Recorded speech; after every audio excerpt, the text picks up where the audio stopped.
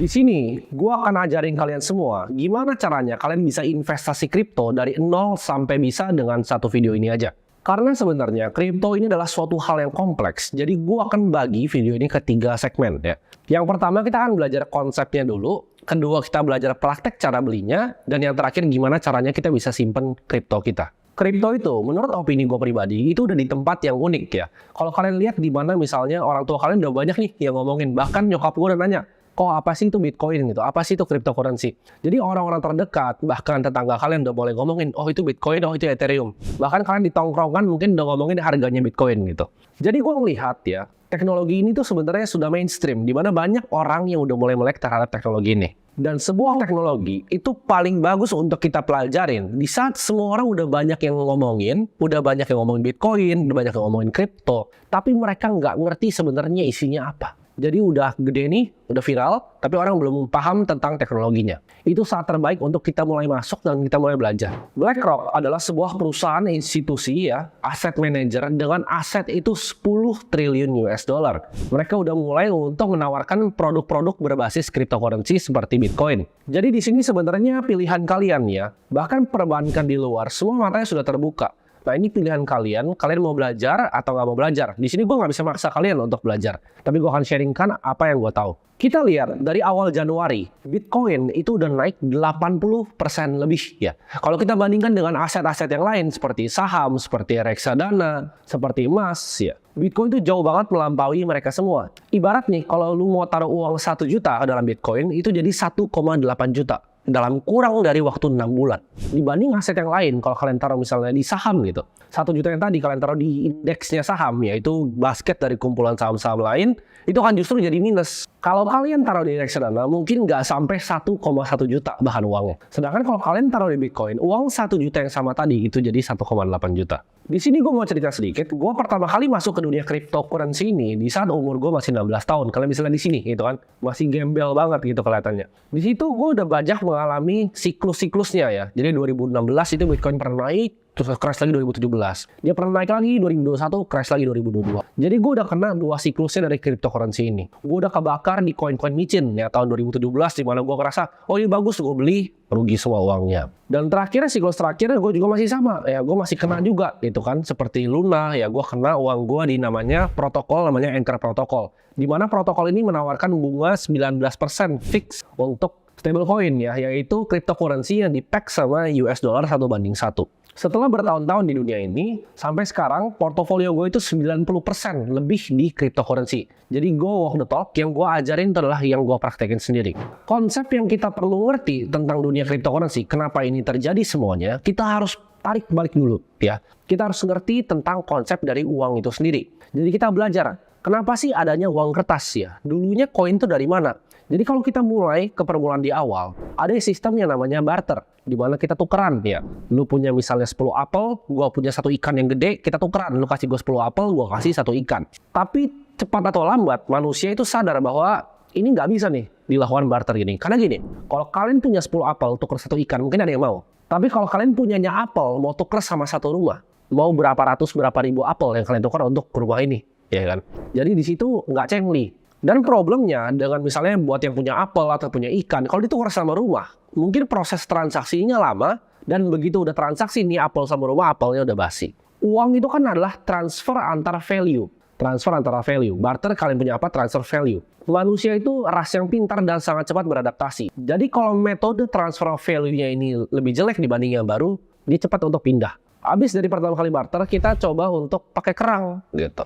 Tapi teknologi makin tinggi, kita makin banyak explore di laut, ternyata kerang itu banyak gitu kan. Nggak langka lagi, jadi nggak bisa dong pakai kerang, orang tinggal ngambil kerangnya.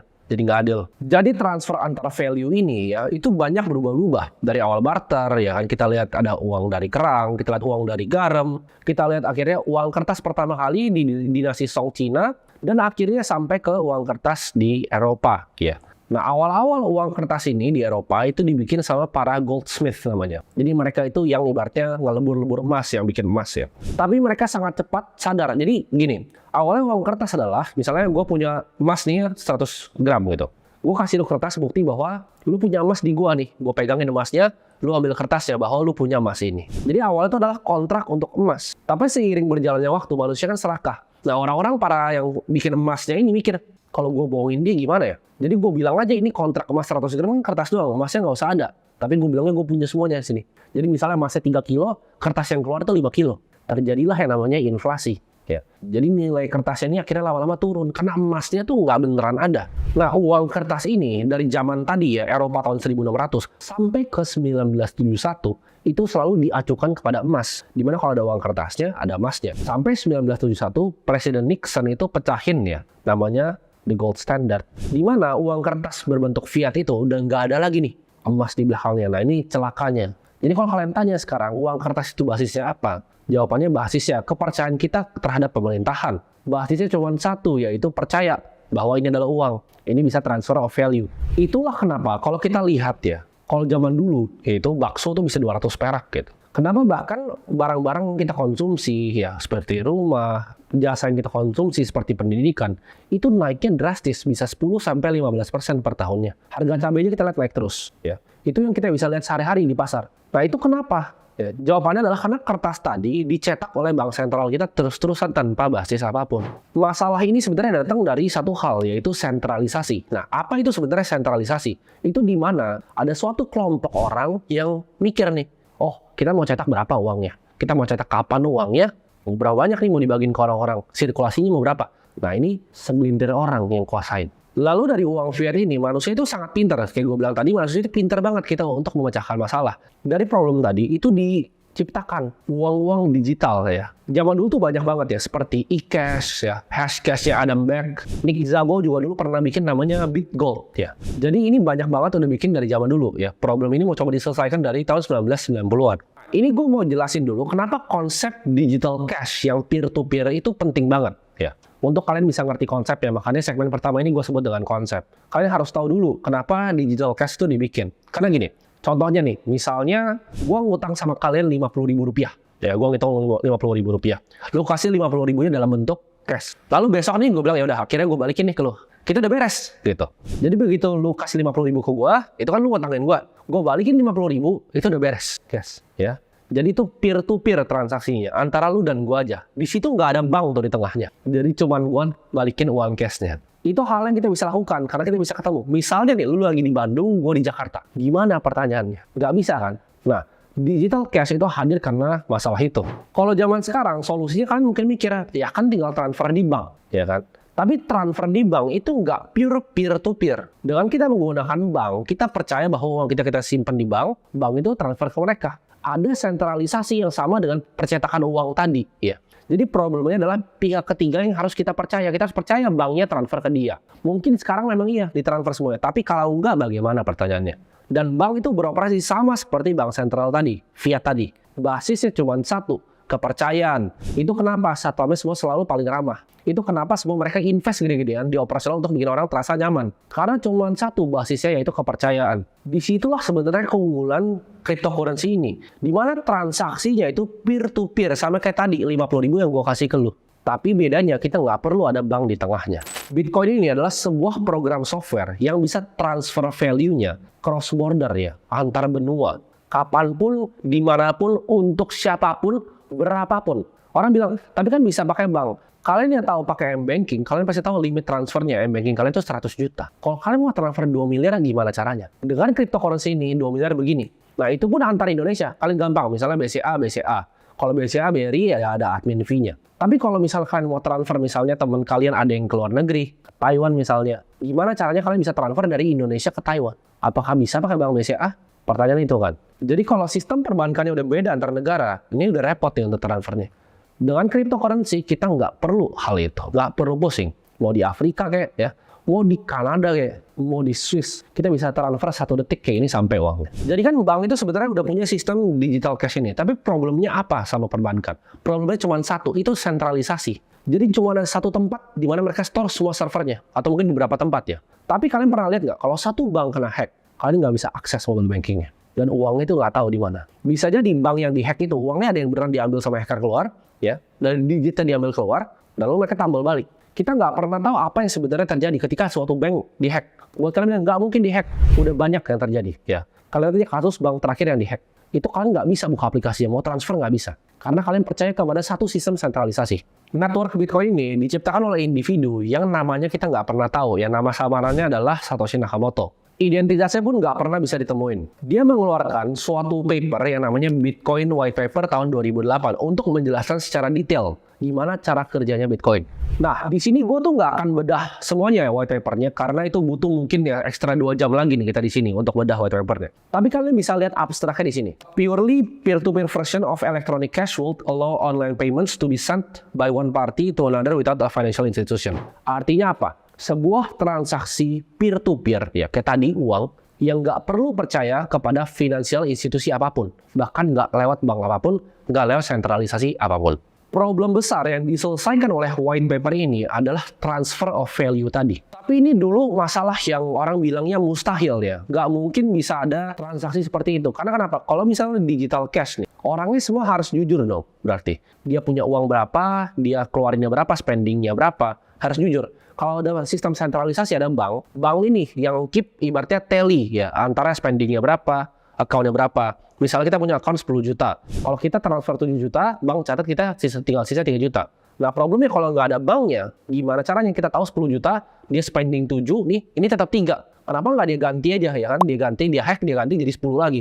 Nah itu nggak pernah bisa diselesaikan sama siapapun sampai 2008 Satoshi ketemu jawabannya. Makanya itu adalah orang bilang gimana caranya. Jadi cara ngilangin masalah dalam accounting namanya double entry. Dimana tadi uangnya udah keluar tapi bisa dihack terus ada lagi. Nah dia ketemu nih solusinya, makanya menurut gua teknologi Bitcoin itu sangat revolusioner. Dia bikin suatu konsep ya, daripada semuanya disimpan di satu bank ini di tengah, dihack habis, dia mikir gimana caranya sistem ledger di dalam bank ini disebar ke semua komputer di dunia. Jadi namanya nodes Bitcoin ya. Jadi nodes Bitcoin itu adalah yang running semua ledgernya. Jadi gue tuh bisa running ya, dan gue running juga nodes Bitcoin. Ada banyak orang, ada puluhan ribu bahkan ratusan ribu yang running ini. Node itu sebenarnya cuma komputer biasa yang kalian bisa download Bitcoin software-nya, lalu dia running buat kalian bisa verifikasi semua transaksi on-chain-nya. Jadi ledgernya itu nggak di satu tempat, kayak misalnya Bank BCA gitu. Bank BCA mungkin ya dia ada beberapa server, tapi dia doang yang punya ledgernya. Sedangkan Bitcoin ini, node-nya tersebar di komputer-komputer orang rumahan. Jadi nggak akan bisa mati networknya. Kayak gue bilang tadi, problemnya dengan tempatnya satu, di-hack itu langsung bubar ledgernya. Jadi kalian gambaran simpelnya seperti ini. Komputer tinggal download software Bitcoin itu jadi running node di situ. Jadi ada banyak nih running node-nya ini. Nah ini semua validator Bitcoin ini dikumpulin jadi satu blok ya. Nah baru blok ini tiap 10 menit ya dia bikin sebuah rantai ke blok yang baru lagi. Jadi ini dikumpulin, dipooling semua jadi suatu blok. Udah jadi bloknya setiap 10 menit dia bikin rantai ke blok yang lain. 10 menit lagi dia bikin rantai ke blok yang lain lagi. Dan ini udah dibuat dalam softwarenya. Jadi ini udah pre-program semuanya. Dari genesis blok atau blok yang pertama sampai blok yang sekarang nih. Jadi tiap kali kalian transaksi Bitcoin, semuanya itu dicatat ya di distributed ledger tadi, dijadiin satu validator jadi blok ya. Ini namanya blockchain. Nah banyak banget orang-orang di YouTube yang ngomongin tentang blockchain, tapi mereka nggak ngerti konsep aslinya seperti apa. Nah setiap blok tadi, kan gue bilang tadi setiap 10 menit ada blok baru. Setiap bikin blok ya, dalam rantai ini ada namanya hashing. Jadi dari blok 1 ke blok 2 itu ada hashnya. Blok 2, blok 3, blok 4, blok 5. Contohnya gini, misalnya ada 10 ya, transaksinya ada banyak, lalu ada 10 blok 1 sampai 10. Untuk kalian bisa ganti distributed ledger yang pertama ya, transaksi yang pertama, lu harus ganti yang 2, 3, 4, 5, 6, 7, 8, 9, 10. Dengan hashing tadi ya, gue nggak bahas hashing di sini karena terlalu kompleks dan makan waktu yang panjang. Tapi kalian ngerti maksudnya. Dan nggak mungkin dong Bitcoin bloknya cuma 10 biji. Ya kalian bayangin blok Bitcoin itu sekarang udah berapa banyak. Jadi itu terhubung semua rantainya sampai yang ke pertama. Jadi kalau kalian mau hack satu di tengah, nomor misalnya kalian mau hack nih blok nomor 120. Lu harus hack dari nomor 1 sampai nomor sekarang. Possible nggak? Jawabannya enggak. Untuk satu aja itu makan waktu, makan quantum komputer gitu. Untuk bisa kalian pecahin satu. Karena encryption namanya SHA-256. Itu butuh quantum komputer untuk pecahin satu. Untuk pecahin semuanya, hampir mustahil. Itu nggak ada yang pernah bisa bobol selama dari 2008 mulai white paper sampai sekarang. Padahal bounty-nya, ibaratnya imbalan untuk ngebobol itu sangat besar. Dan kita tahu manusia itu sangat pintar, banyak banget hacker-hacker yang super jago di dunia. Tapi nggak ada satupun yang bisa nge-hack Bitcoin. Kenapa? Karena sistemnya dibuat hampir mustahil untuk bisa di-hack. Kalau kita lihat dari total kapitalisasi pasarnya ya, harga Bitcoin semuanya itu 600 miliar dolar. Itu lebih besar dibanding bank-bank seperti JP Morgan, Bank of America, dan bank-bank lain yang besar di US. Kalau kalian bisa hack itu satu itu, kalian bisa ganti semuanya, kalian bisa dapetin 600 miliar dolar ya. tapi nggak ada yang bisa satu dunia ini. Jadi kalian udah dapat konsep gambaran ya tentang gimana cara kerja Bitcoin itu. Pertanyaannya gimana cara belinya? Jadi kalau kalian cara belinya, ini untuk pemula yang awam ya, karena ini kan videonya untuk pemula. Mungkin di sini beberapa ada otaknya udah mulai ngebul. Jadi kita akan praktek pakai exchange lokal. Oke, untuk kebutuhan video ini gue akan pakai toko kripto, karena untuk yang series borong Bitcoin kemarin, jadi buat yang belum tahu, gue bikin series tiap bulannya, gue akan tabung 100 juta, biar kalian bisa ikut bareng gue, lihat perkembangan Bitcoin itu seperti apa. Itu kan exchange-nya pakai Nodax, dan ini gue akan pakai toko kripto, karena gue sama sekali nggak disponsor sama siapapun di sini. Jadi gimana caranya kita bisa beli sebuah koin lewat centralized exchange? Pertama kita harus daftar dulu. Ya, mungkin gue nggak akan tunjukin di sini cara daftarnya, karena akun gue yang di sini kebetulan udah daftar ya. Jadi kalian daftar dulu di sini, kalian sign up, itu kalian bisa lihat di bawah ya, cek di bawah linknya. Begitu kalian udah sign up, kalian harus melakukan yang namanya KYC, karena itu regulasi dari Indonesia. Jadi kalian harus foto KTP segala macam untuk bisa akses ini. Begitu proses KYC-nya udah selesai, atau prosesnya foto-fotonya, antar muka suruh begini gitu udah selesai, kalian baru masuk ke aplikasinya. Nah di aplikasinya kalian tinggal kalau mau deposit ya, kalian deposit biasa aja. Kenapa gue pakai akses lokal? Karena lebih gampang. Kalau akses luar kalian mesti pakai peer to peer ya, tapi itu juga gampang sih sebenarnya. Tapi untuk video ini gue akan coba pakai akses lokal. Nah di sini kalian cuma perlu deposit ya kan, kalian deposit. Kalau di sini ada BIDR ya, kalian pencet BIDR dan tinggal transfer ke banknya aja. Jadi kalian tinggal ikutin prosesnya, lalu akan masuk. Jadi di sini gue akan langsung contohin aja gimana cara kalian belinya. Jadi ini kan ada menunya nih, kalian pencet yang di tengah ya, yang trade ini. Lalu di sini itu ada, kalian mungkin untuk yang awal masih bingung ya ini seperti apa. Jadi BIDR itu adalah pairnya. Jadi BTC dibagi BIDR. Nah BIDR itu adalah stable coinnya rupiah gitu. Jadi itu bukan rupiah asli, tapi itu adalah stable coinnya rupiah. Nah begitu kalian pencet, kalian bisa ganti nih di sini pairnya, mau BNB, Bitcoin, Ethereum dan lain-lain. Tapi untuk video ini gue akan tunjukin gimana caranya kita bisa beli Bitcoin pertama kali. Nah di sini gue saranin kalian, ini kan ada dua, mungkin kalian banyak yang bingung ya. Ini ada harga, ada quantity. Jadi harga itu adalah harga Bitcoin dalam rupiah. Ya, jadi ini antriannya tuh 457, 225 juta sekian, dia berganti-ganti terus gitu kan. Kalian mungkin bingung, tapi nggak punya uang segitu banyak, nggak masalah ya. Karena Bitcoin itu didesain sama Satoshi untuk dipecah 100 juta unit. Jadi ada 1 Satoshi, ada 100 Satoshi, bisa dipecah unitnya. Jadi kita mau beli 500.000, kita mau beli 100.000, itu bisa gitu. Tapi di sini ya gue udah taruh di sini 4 juta BIDR, dan gue akan contohin gimana cara belinya. Nah jadi gue saranin untuk kalian semua, kalau kalian mau beli, kalian harus pakai yang namanya limit order di sini. Kenapa limit order? Kalau market order, jadi gini, simpel gini. Kalau limit order, kan kalian di sini, ini ada namanya order book ya, di mana itu ada harganya, ada kuantitinya berapa Bitcoin yang ngantri di harga itu. Sama kayak mungkin orang-orang yang di saham udah familiar tentang order book ini. Tapi ini gue jelasin untuk yang pemula. Kalau kalian limit order, itu kalian ngisi likuiditas gitu. Jadi kalian bantu exchange ini untuk isi likuiditas. Jadi fee kalian, jadi kan kalau kalian beli Bitcoin lewat exchange harus dapat duit pasti. Biasanya 0,10 atau 0, berapa. Sama pajak kalian 0,21. Jadi kalau kalian mau beli di exchange, mereka pasti ambil fee. Nah, fee ini lebih murah kalau kalian bantu ngisi buku mereka gitu. Kalau kalian pakai limit order, fee kalian akan lebih murah. Simpel gitu. Tapi kalau misalnya market order, kalian disebut sebagai market taker. Kalau limit order, market maker. Kalian mungkin ada yang pernah dengar nggak kata-kata market maker? Kalian mikirnya bandar lah apa? Enggak. Market maker itu adalah liquidity provider yang ngisi order book ini gitu. Jadi toko kripto ini kan dia pakai Binance ya. Tapi kalau misalnya yang lain kayak Nodax dan lain-lain, itu ada market maker di dalam untuk ngisi liquidity tiap pairnya biar nggak kosong. Kalau kosong ntar nggak ada yang berani beli di sini gitu. Jadi saran gue pakai limit order. Tapi untuk video ini gue akan pakai market order. Kenapa? Kalau market order itu langsung dapat, tapi fee-nya tinggi. Kalau limit order kalian ngantri ya, ntar dapat, kalian cari yang harganya tipis-tipis aja, dan itu masuk nanti. Fee-nya lebih murah. Tapi untuk tujuan video ini gue akan pakai market order. Di sini ini kalian bisa pilih nih mau 25% dari yang kalian top up. Tapi di sini gue akan 100% ya. Jadi 4 juta rupiah. Gue akan pencet market order buy Bitcoin sini. Oke. Oh di sini nggak bisa market bahkan ya. Gue baru tahu gitu. Di sini nggak bisa market karena gue jarang banget pakai ini. Ini gue baru buka bahkan akunnya. Kita beli ya di sini. Kita mau ngantri di harga 457 nih ya. Oke. Ini gue langsung di harganya deh bentar. Oke. Nah ini gue langsung beli Bitcoin di sini. Gue limit order. Nah, kalau limit itu dia ngantri kayak gini. Jadi ntar akan kejemput harganya. Begitu udah masuk, ntar kalian bisa langsung lihat di walletnya di sini gitu. Tapi ini karena ada beberapa Bitcoin gua, jadi mungkin nggak kelihatan tadi gue belinya berapa. Harusnya gue contohin pakai akun yang kosong, tapi udah nggak ada lagi. Jadi akun sisa gue cuma yang ini gitu. Jadi kalian lihat semudah itu untuk beli. Nah ini masih belum masuk nih. Tapi ini tinggal ditungguin aja. Nanti dia akan masuk sama harganya naik turun, dia akan jemput.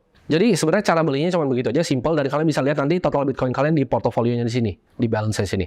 Nah, kalian bebas ya mau pakai exchange apapun nggak masalah. Kita kan udah praktek gimana caranya kita bisa membeli Bitcoin ya di centralized exchange. Tapi ini saran gue, jangan pernah simpen duitnya di sana. Itu duit yang gue taruh di sana itu duit kecil aja. Gue nggak simpen uang gue di sana. Gue simpennya self custody ya. Jadi ada pepatah di industri cryptocurrency ini, not your keys, not your coin ya. Gue akan jelaskan konsepnya lebih panjang di belakang. Tapi intinya kita jangan percaya sama centralized exchange manapun. Karena ini ngelawan yang konsep tadi gue bilang sebelumnya. Konsep dari blockchain itu sendiri. Kenapa dia ngelawan sentralisasi? Ini kan kita percaya, gue beli di toko kripto, berarti gue percaya Bitcoin gue dibeliin sama toko kripto. Ya. Tapi cryptocurrency itu sebenarnya bukan begitu.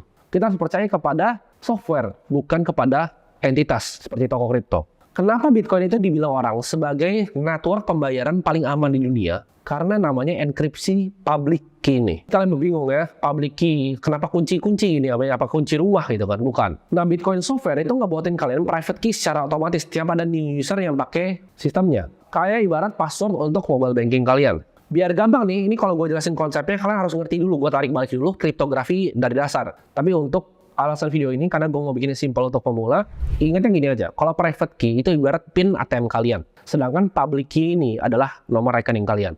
Jadi kalau misalnya nomor rekening, lu misalnya mau transfer ke gue kasih public key gue ke lu, bentuknya hashing, tinggal lu copy paste langsung transfer bisa. Sama kayak rekening, sebenarnya nggak apa-apa untuk dikasih ke orang gitu. Kalau lu misalnya mau transfer ke gue kasihnya rekeningnya, bukan PIN-nya. Kalau kalian kasih private key-nya, bisa dibuka gitu, bisa diambil Bitcoin kalian semua. Jadi jangan kasih private key-nya ini. Tapi mungkin ada nanya, lah tapi di toko kripto nggak ada. Memang, karena key-nya kalian percaya dipegang sama dia. Makanya dibilangnya not your keys, not your coin. Kenapa gue bilang begini? Karena kejadian exchange itu hancur itu banyak banget. Kalian bisa googling Mt. Gox ya. Kalian googling lagi Quadriga CX. Kalian google yang terakhir yang bikin rusuh satu dunia yaitu FTX. Jadi kita nggak bisa percaya siapapun di dunia blockchain ini. Kita verifikasi bukan percaya. Karena kalau percaya sama aja balik lagi kayak sistem tadi. Kita percaya sama bank. Ya taruh di bank aja uangnya gitu. Tapi dengan kripto ini kita belajar self custody. Kita jadi bank kita sendiri. Dengan simpan Bitcoin kita langsung direct di blockchain-nya. Nah pertanyaannya gimana caranya? Nah ada dua caranya. Buat kalian yang nggak punya budget, kalian bisa pakai namanya Hot Wallet. Yaitu gratis. Kalian cari aja di App Store misalnya contohnya ya. Trust Wallet, Blue Wallet ya atau Zengo gitu. Kalian bisa pakai wallet-wallet itu. Tapi itu terkoneksi di internet dan menurut gue masih bahaya. Paling aman kita melakukan yang namanya cold storage atau penyimpanan dingin. Maksudnya apa? Kalian pakai device ini ya, ini beli gitu. Ini gue nggak disponsor sama siapa. Pokoknya kripto gue nggak ada sponsor di sini. Ini gue pakai Trezor ya. Jadi gue pakai 3 cold card, Trezor sama Ledger.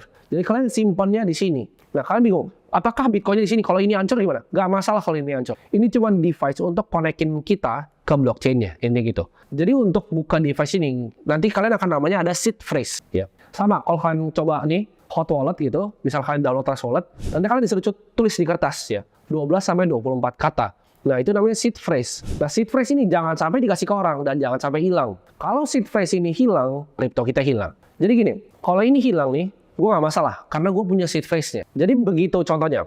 Kenapa gue suka banget sama konsep dari cryptocurrency ini? Gue nggak perlu punya apapun. Gue nggak perlu punya rekening bank. Gue nggak perlu punya uang rupiah gue taruh di apartemen gue. Gitu. Misalnya nih, kalau hari ini Indonesia ada krisis, gue bawa aja nih. Atau terserah, gue nggak bawa juga nggak masalah. Gue tinggal bawa beginian, ya. Gue kabur misalnya ke Vietnam, ke Kamboja, ke Thailand. Itu uang gue semua di sini. Ya, uang gue nggak ada di Bank Indo. Gue nggak usah sibuk-sibuk transfer ntar dibekuin atau apa. Nggak perlu. Ini nggak bisa dibekuin. Ya karena Bitcoin gue ada direct di blockchain. Gue pokoknya nggak pernah percaya sama exchange. Jadi gue taruh di exchange itu sangat sedikit dari total aset gue. Walaupun di exchange itu coba untuk FAFIFU ya. Mereka bilang ini adalah proof of reserve gitu kan. Ini pakai Merkle tree dan banyak hal-hal teknis lainnya untuk buktiin bahwa beneran ada. Gue tetap nggak pernah percaya. Gue percaya ke software bukan manusia. Ya bahkan toko kripto pun gue nggak percaya. Ya walaupun CEO-nya ini teman gue sendiri ya. CMO-nya juga teman gue sendiri. Kalian bisa di sini. Ya walaupun teman gue sendiri, gue juga tetap nggak percaya. Gitu. Gue lebih percaya sama sistem yang dibuat sama Satoshi.